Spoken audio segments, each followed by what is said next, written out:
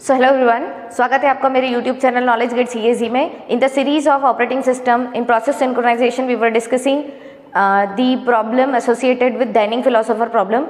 Today we are going to discuss the solution for it.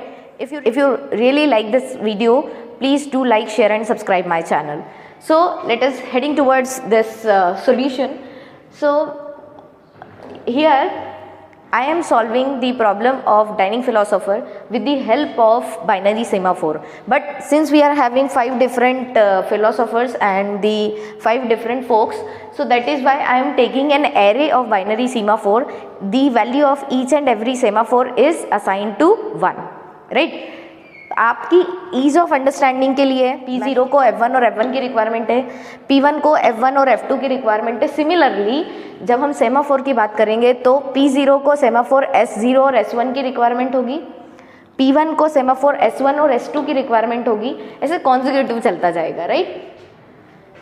सबसे पहले philosopher आया, while one thing perform किया उसने, टेक चॉपस्टिक आई मतलब कि 0th वाली चॉपस्टिक उसको लगेगी, और take chopstick i+1 that means 0+1 1 mod 5, 1 mod 5 की वैल्यू 1 आएगी, मतलब 0 और 1, तो सेमाफोर भी वही लगेगा उसको।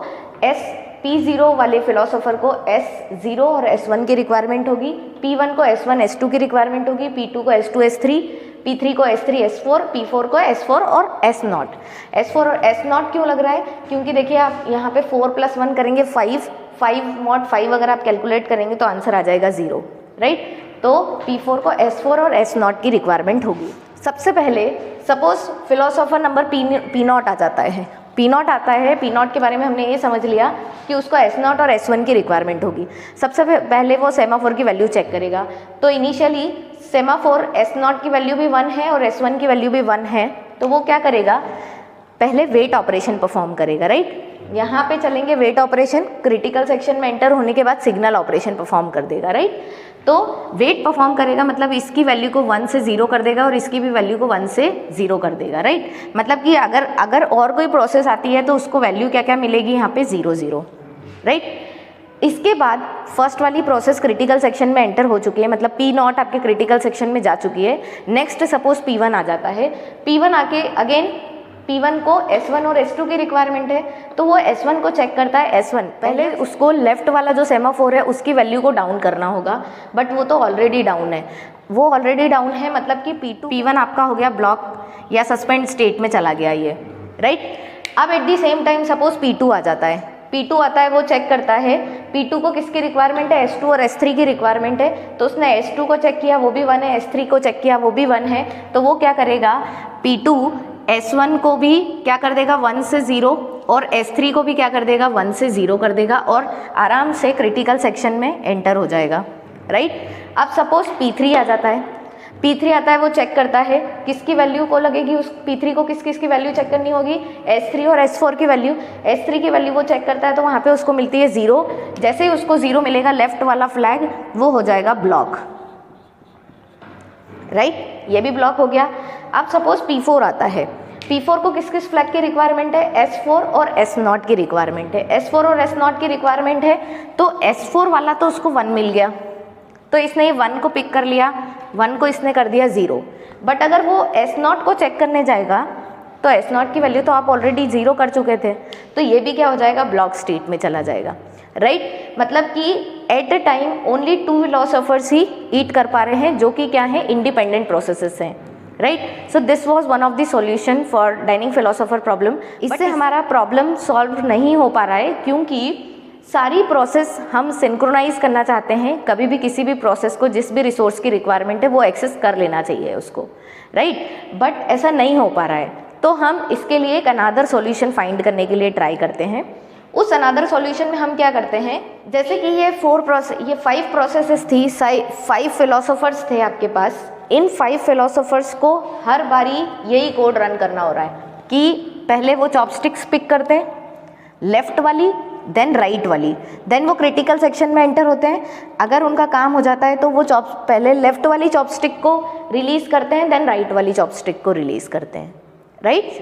अब हम क्या करते हैं, second solution, permanent solution find करने का ट्राई करते हैं। इसमें हम क्या करेंगे, सपोज हमारे पास 5 फिलोसोफर्स हैं, तो हम क्या करेंगे, किन्हीं भी 4 फिलोसोफर्स को यही सेम सीक्वेंस फॉलो करने देंगे और एक फिलोसोफर को क्या करेंगे, अपोजिट सीक्वेंस फॉलो करने देंगे, राइट। मतलब कि P0 से P3 तक सभी क्या कर रहे हैं, सभी यही सीक्वेंस फॉलो कर रहे हैं, पहले लेफ्ट वाला पिक कर रहे हैं देन राइट वाला पिक कर रहे हैं। P0 ने भी पहले लेफ्ट पिक किया, राइट पिक किया, P1 ने भी यही किया, P2 ने भी यही किया, P3 ने भी। P4 के लिए हम क्या करेंगे, P4 के लिए हम ऑर्डर को चेंज कर देंगे। ऑर्डर को चेंज करेंगे दैट मीन्स क्या, पहले वो राइट वाला चॉपस्टिक पिक करेगा देन लेफ्ट वाला चॉपस्टिक पिक करेगा। इससे बेनिफिट क्या होगा, इससे बेनिफिट क्या होगा ये समझते हैं हम। सी, अब सपोज क्या होता है, 5 फिलोसोफर्स हैं आपके पास, कॉन्टेक्स्ट स्विचिंग हो रही है, जैसे कि हमने प्रीवियस वाले में देखा था कि एक एक पिक करने के बाद कॉन्टेक्स्ट स्विचिंग हो रही है। तो सपोज सबसे पहले P0 आया, उसने लेफ्ट वाले सेमाफोर को डाउन कर दिया, इसकी वैल्यू थी 1, 1 से इसने इसको कर दिया 0। नेक्स्ट वाले को पिक करने ही वाला था, सभी की वैल्यू इनिशियली 1 है, राइट। नेक्स्ट वाले को ये पिक करने ही वाला था कि क्या हो जाता है, कॉन्टेक्स्ट स्विचिंग हो जाती है। कॉन्टेक्स्ट स्विचिंग हो जाती है मतलब कंट्रोल P1 के पास ट्रांसफर हो चुका है। ये भी अपना S1 को पिक करता है, E0 कर देता है इसको और कंटेक्स्ट स्विचिंग हो जाती है। फिर नेक्स्ट वाले की बारी आती है, इसको 1 से 0 कर देता है, नेक्स्ट की बारी आ जाती है। ये S3 को 1 से 0 कर देता है, नेक्स्ट वाले की बारी आ जाती है। बट P4 के केस में हम क्या कर रहे हैं, केस चेंज कर रहे हैं। P4 के केस में हमने क्या किया, P4 पहले S0 को पिक करेगा और देन S4 को पिक करेगा, राइट। तो पहले वो S0 को डाउन करेगा, कौन, आपका P4, और उसके पास क्या है, S4 अवेलेबल है, ठीक है। उसने स्टेटस चेक किया S0 का, S0 तो ऑलरेडी डाउन है, तो ये हो जाएगा ब्लॉक, P4 हो जाएगा ब्लॉक, राइट। इसका रिसोर्स अभी 1 अवेलेबल है, राइट। अब सपोज कंटेक्स्ट स्विचिंग हो गई, P4 से वापस से आप आ गए P3 पे। P3 के पास ऑलरेडी लेफ्ट वाला रिसोर्स अवेलेबल था, वो राइट वाला चेक करेगा, राइट वाला उसको मिल गया तो वो उसको कर देगा 1 से 0, अपना ऑपरेशन परफॉर्म करेगा और अपने रिसोर्सेज रिलीज कर देगा। रिलीज कर देगा मतलब इसको 0 से 1 कर देगा, इसको भी 0 से 1 कर देगा। अब बारी सपोज P2 की आ जाती है, P2 के पास ऑलरेडी S2 वाला तो अवेलेबल है ही, मतलब F2 वाला फोक उसके पास अवेलेबल है, वो F3 वाला चेक करेगा, उसकी वैल्यू उसको 1 मिल गई, ये भी अपने ऑपरेशन परफॉर्म करेगा और अपने रिसोर्स को रिलीज कर देगा, राइट। देन सपोज P1 की बारी आ जाती है, P1 के पास ऑलरेडी F1 वाला फोक अवेलेबल है, उसको F2 की रिक्वायरमेंट है, F2 उसको 1 मिल गया है, तो ये अपना दोनों उसके पास फोक्स अवेलेबल है, दोनों ऑपरेशन परफॉर्म करता है और अपने रिसोर्स को रिलीज कर देता है, राइट। फिर P0 की बारी आ गई, सपोज P0 के पास F0 वाला फोक ऑलरेडी अवेलेबल था, उसने सेमाफोर को डाउन कर रखा था पहले ही S0 को, वो S1 को भी डाउन कर देगा, अपना ऑपरेशन परफॉर्म करेगा और रिसोर्स को रिलीज कर देगा। अब P4 चेक करेगा अगेन P0 का स्टेटस, P0 का स्टेटस चेक किया उसने, S0 की वैल्यू को चेक किया, S0 की वैल्यू ऑलरेडी 1 हो चुकी है क्योंकि P0 ने अपना क्रिटिकल सेक्शन एग्जीक्यूट कर लिया, एग्जिट सेक्शन से भी बाहर आ चुका है, तो उसने S0 की वैल्यू को भी 1 कर दिया, राइट। तो अब की बार फिर से P4 आएगी, P4 फिर से S4 का स्टेटस और S0 का स्टेटस चेक करेगी। सबसे पहले S0 को चेक करेगी, S0 की वैल्यू उसको 1 मिल गई, फिर वो S4 की वैल्यू चेक करेगी, S4 की वैल्यू भी उसको 1 मिल गई, दोनों की वैल्यू को वो पहले 0 करेगा, अपने क्रिटिकल सेक्शन में एंटर होगा और फिर से इसको क्या कर देगा 1। So in this way with the help of semaphore and by simply changing the sequence of these two instructions for one of the process, we can solve Dining philosopher problem. So this was all about our today's video.